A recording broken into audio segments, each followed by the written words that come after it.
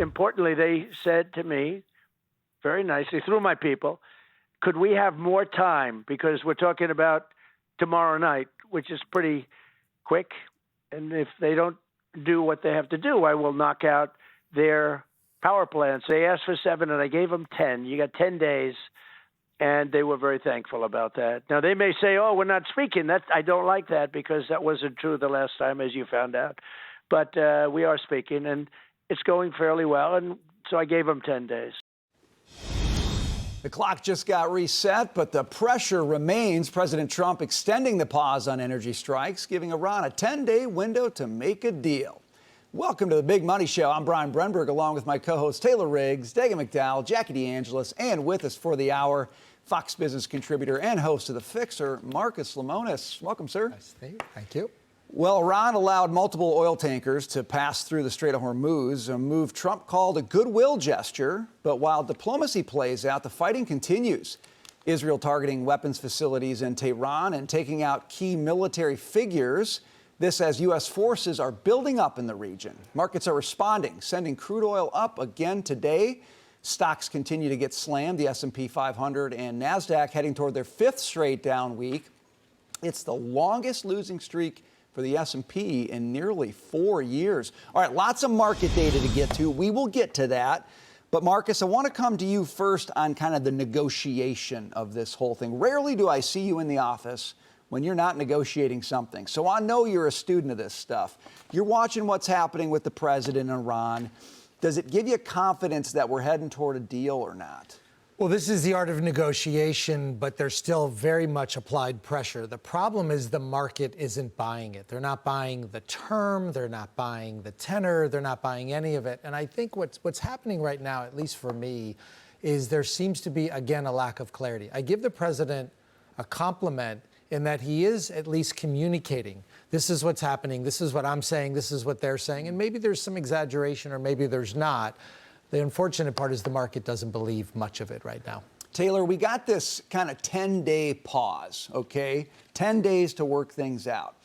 Kind of thought the market would respond to that in a bigger way. It really didn't. Does that surprise you? You know, it doesn't, because a 10-day pause, what that is telling me, and maybe what the markets are reading is that means that this is going to go on for another 10 days. Not like tomorrow, it's over. Like, okay, so now we are confident that this thing can actually really go on until April 6th. It's interesting, I'm not an expert in negotiations, but if you think about if every side is holding their red line, you don't come to a compromise in the middle of the deadline. You usually come to a compromise right up against that deadline. So again, that means instead of 5 days or 6 days, now it could be like 8, 9, or 10 days. If we're not compromising on those red lines, it'll be the deadline maybe on the 10th day. And I think maybe the market's trying to understand, like, okay, we've got another 10 days of this, right? Unfortunately for me, a few things that I'm watching, and again, I want to be crystal clear here. I do not want to comment on whether I think this is good or bad. I think what we're doing in Iran is necessary, right? Let me make that clear. Marcus, you're nodding your head. I'm just, Brian, looking at this just like from the market perspective, right? I'm not seeing any major movement in the Strait of Hormuz, so that means oil prices are higher. I'm seeing continued strikes across the region. I'm seeing more evidence of a military buildup, which we can talk about if that means more or fewer boots on the ground. Again, with these red lines, what we're seeing. So look, NASDAQ 100 in correction territory, which means you're down now more than 10% from a record. No one cares if what we do in Iran works out, right? A 10% correction in a couple months doesn't matter when I'm looking at 50 years, but I'm just telling you today, with the S&P also lower, rates are higher, and I know, Dagan, you and I can talk about what we've been seeing in 2s and 10s and what that's trying to jawbone for the Federal Reserve.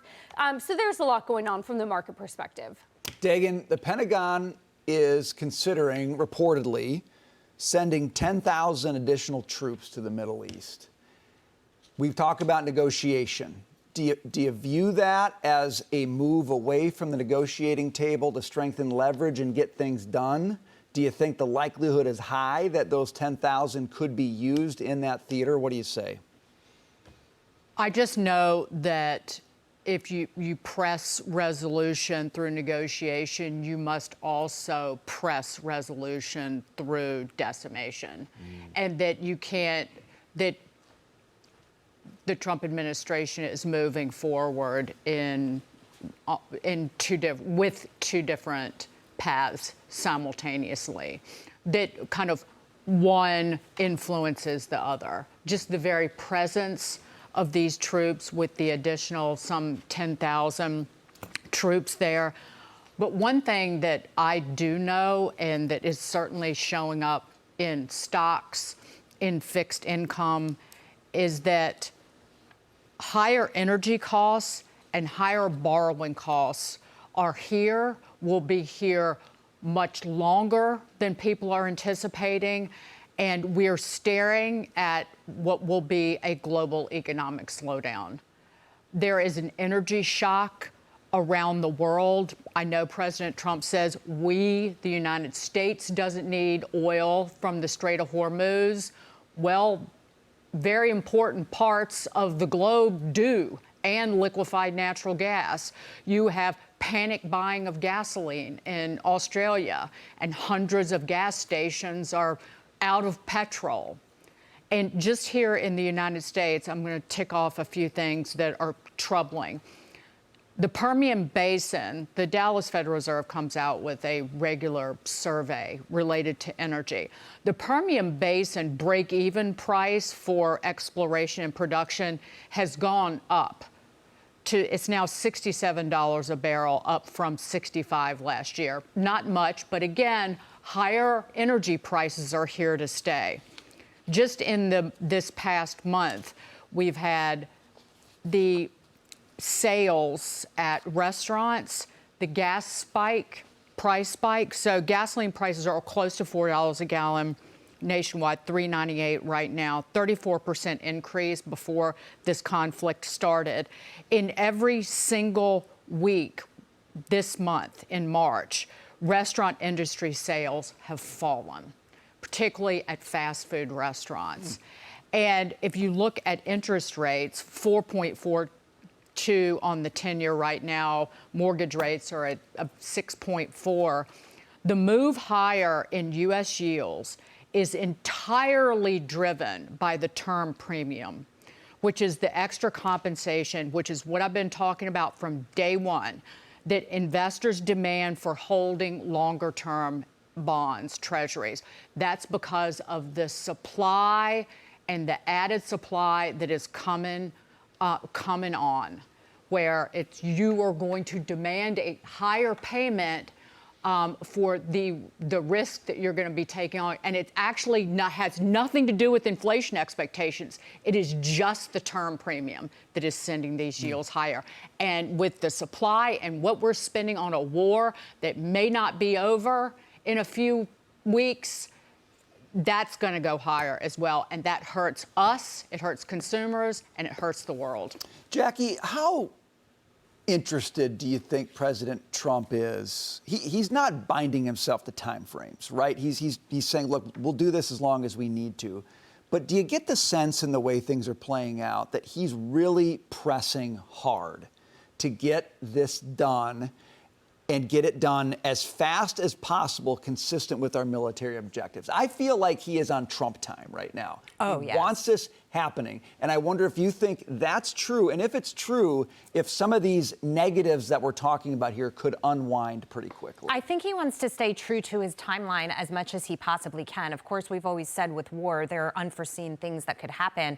And in this case, your enemy is not petering out as fast as they thought. And I've been thinking about this because it was a couple of weeks ago, we said, well, we took out the majority of their ballistic missile supply. We took out the majority of their drones. Well, they're getting it from somewhere. Either they held on to some and it's trickling out, or they're getting it from Russia and they're getting it from China, which is going to allow them to prolong this, which is the worst thing that could happen for President Trump right now. But I think that what Dagan said is really important, this resolution through determination. And I think that that is ultimately what his goal is.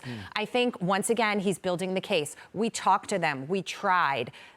They're terrorists. it's hard to talk to them. It's going to be That's what I hard to would come say. up with a deal, right? We're pretty aware of that. But he's extending this pause and saying, I'm not going to take out the big bazooka, and I'm not going to go so-called, nuclear option on you, which is to go after the oil infrastructure on Carg And Island. the energy infrastructure that he's been talking about. Right. as well. Yeah, I'm not going to do that because I'm going to give you a chance to do it. Then if he needs to do that to end this, because that'll be one of the big ways that you end it. Carg Island's got 90% of their oil exports on it. It also has about 32 to 34 million barrels of storage capacity, distribution. That's how they're funding things. Right. They're pushing their own oil through the strait, of course, while they're being selective about who else they're letting through. We did strike them on March 13th and 14th, but we got the military installations, not the oil infrastructure, and I think that's important to realize. Here's the thing, to go back to what Taylor's talking about with the markets, I always said a litmus test for me was when I got my tax refund. How great is the big, beautiful bill? Well, I got a refund that was 3 times what it was on average under Joe Biden every specific year. So I was like, wow, okay, big, beautiful bill. This is real. This is going to kick in. This is going to hit people's pockets. Yeah. But my 401k is down 6%. Okay. Now, I know over time for a lofty goal, that will come back. I get that. I understand it. But it's like, well, I got something here and you took it away over there, And that's how people feel. And so I think this 10-day pause is him assessing what he wants to do. Maybe you get these extra troops over there. Maybe you put a plan in place to kind of finish this. I don't think he's going to let it drag out. And he still has tools in his toolbox. Marcus, how do those consumers feel? Jackie's talking about how the folks at home, they're weighing their refund, they're weighing prices, they're weighing oil. How are they feeling? I think Dagan went deeper than any of us did, and I want to just point out something. When you talk about domestic inflation, that's one thing. When you talk about global inflation, that's a very different thing, because the way we consume goods and services in this country is from around the world. And as those other countries are starting to feel the pressure of the barrel, the boat, the basket, and their balance sheet, that's going to show up by them raising some of the prices as well on the goods and services that maybe don't have tariffs, do have tariffs, and everything's starting to compound, regardless of where it's coming from. What's odd for me is that in the businesses that I'm involved in, I haven't seen the consumer slow yet. But the trepidation in which we're managing our business and thinking about acquisitions or thinking about hirings or thinking about CapEx has kind of increased pretty rapidly, because I don't know what's going to happen, other than I am fairly certain that at 60 days from now, things are going to be more expensive than they are today. It's just math. Okay. And I worry about that. We shall He see. just quickly, sorry, an interesting note I read this morning in the UMISH, which we can talk about later, it talks about this.